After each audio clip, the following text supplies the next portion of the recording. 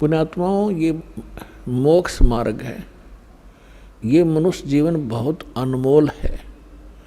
मानव को अभी इसकी कीमत का ज्ञान नहीं है, केवल सुनते सुनते हैं कि मानुष जन्म बड़ी मुश्किल से प्राप्त होता है, बड़ा सुदुर्लभ है और इसको ऐसे व्यर्थ नहीं करना चाहिए। लेकिन इस तत्व ज्ञान से आपको वास्तविकता का पता चलेगा कि सचमुच ये कितनी कीमत है इसकी।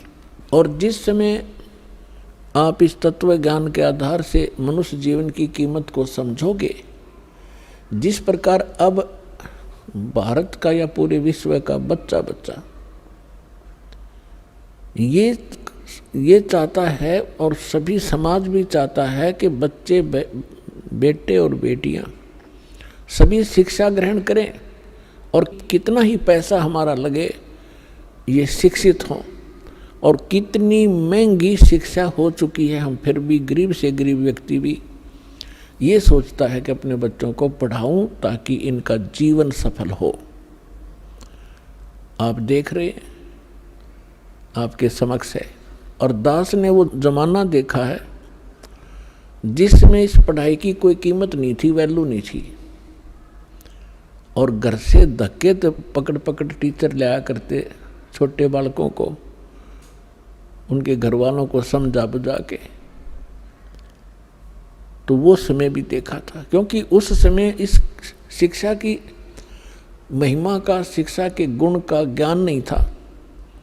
और फिर इस जो भौतिकवाद में ज्ञान हुआ, अब पता चला कि बच्चा शिक्षित हुआ, बड़ा अधिकारी बन गया या कोई कर्मचारी बन गया, उसका ठीक गुजारा हो गया। तो सभी ने स्पीड पकड़ दी और सभी शिक्षित हुए।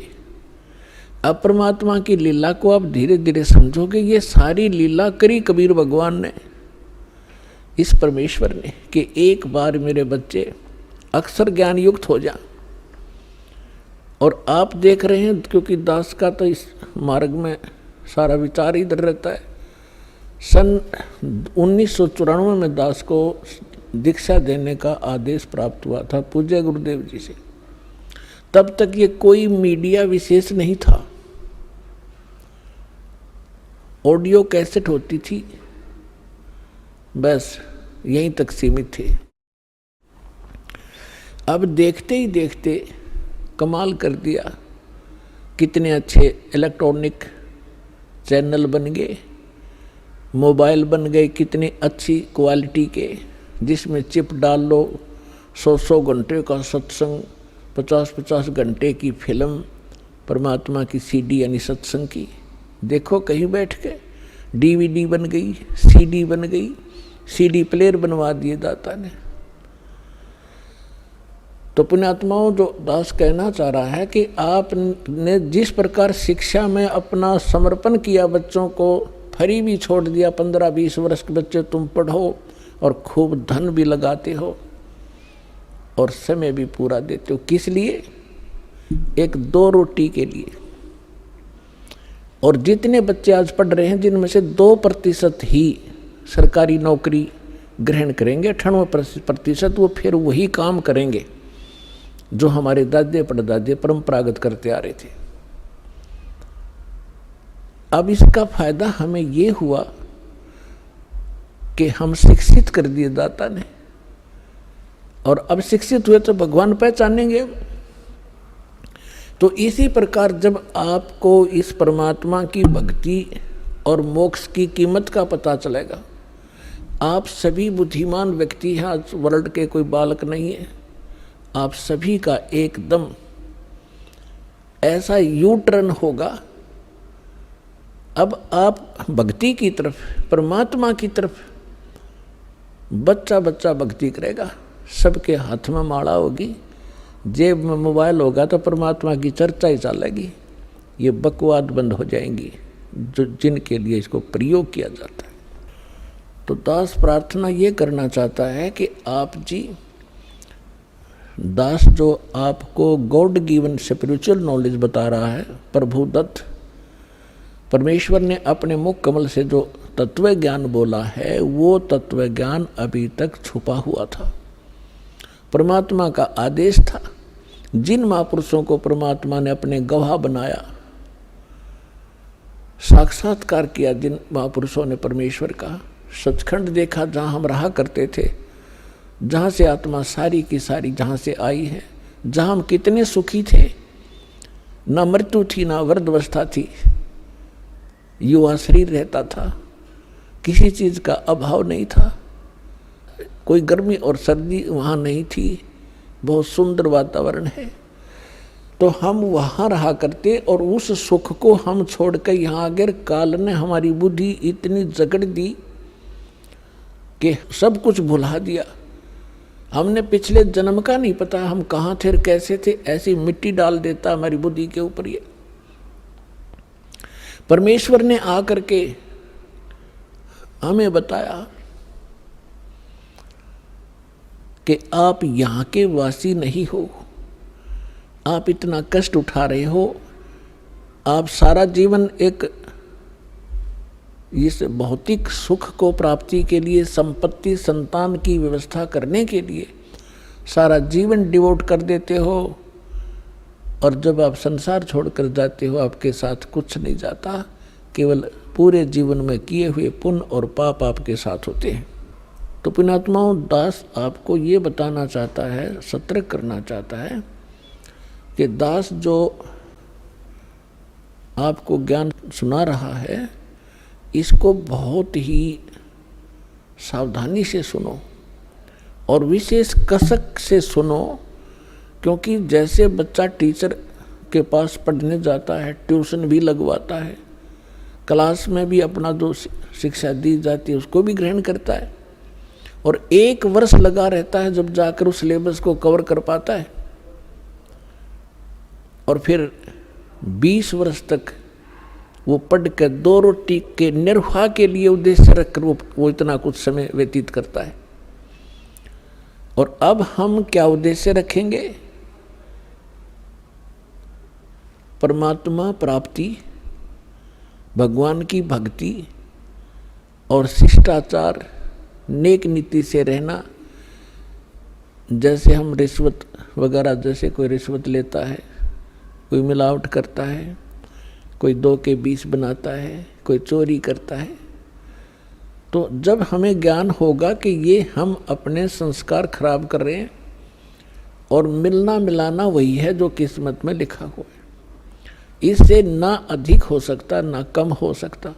यदि हम 2-5 करके कोई 2-4 लाख रुपये की तो मार लिया, हाथ दाव लगा लिया अपनी नकली सूझबूझते, तो फिर ऐसा झटका लगेगा मनमाने कोई चोरी हो जा या कोई बालक बीमार हो जा, 2-3 लाख रुपये भी लग जाए और बच्चा भी मर जाता है, तो वो पैसा तो रहा नहीं, वो पाप कर्म ज्यों के त्यों रह गए जो उस पैसे को कमाने के लिए वो तगड़मबाजी करी थी। तो जिसमें आपको ये पता चलेगा, और ये 101% सत्य है, गॉड गिवन ज्ञान है। कहते तुमने उस दरगाह का मैल नहीं देखा और धर्मराज के तिल तिल का लेखा। एक पाई पाई का हिसाब है उस सच्चे दरबार में, क्योंकि आपने वो जगह देखी नहीं, देखी है तो आपका याद नहीं। और परमात्मा का भेजा हुआ संत, उस मालिक का दास, उस परमेश्वर का कृपा पात्र, उस परमात्मा से प्राप्त ज्ञान को ही आप तक पहुंचाता है। अपनी तरफ से वो कुछ मिलावट नहीं करता है, और वो ज्ञान ही आपको सुख देता है, वो परमात्मा का विधान होता है। उसको जानने के बाद फिर आप की ऐसी स्थिति हो जाएगी जैसे श्रीमद् भगवत गीता अध्याय नंबर 7 के श्लोक नंबर 29 में कहा है कि मैं जो बता रहा हूं कि तत्वदर्शी संत की खोज करो, और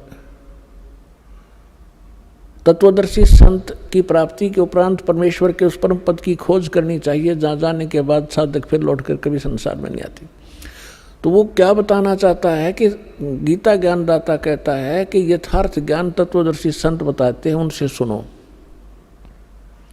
तो यहाँ 7वें अध्याय के 29वें श्लोक में कह रहा है कि मेरे इस ज्ञान को जो आश्रय कर लेता है और तत्वदर्शी संत की खोज कर लेता है, और वो व्यक्ति उस तत्वब्रह्म से और सारे अध्यात्म ज्ञान से और सभी कर्मों से परिचित हो जाता है। और वो व्यक्ति जो तत्वब्रह्म से परिचित है, सभी कर्मों से परिचित है, पूरे अध्यात्म ज्ञान से परिचित है, वो केवल जरा और मरण से छूटने का ही प्रयत्न करता है। जरा मीन वृद्ध अवस्था के कष्ट से और मरण माने मृत्यु, इस दीर्घ रोग के निवारण के लिए ही, इससे मोक्ष प्राप्ति के लिए, छुटकारा पाने के लिए ही प्रयत्न करते हैं। तो वो व्यक्ति तत्ब्रह्म से परिचित है, सारे अध्यात्म ज्ञान से परिचित है और सभी कर्मों से परिचित है।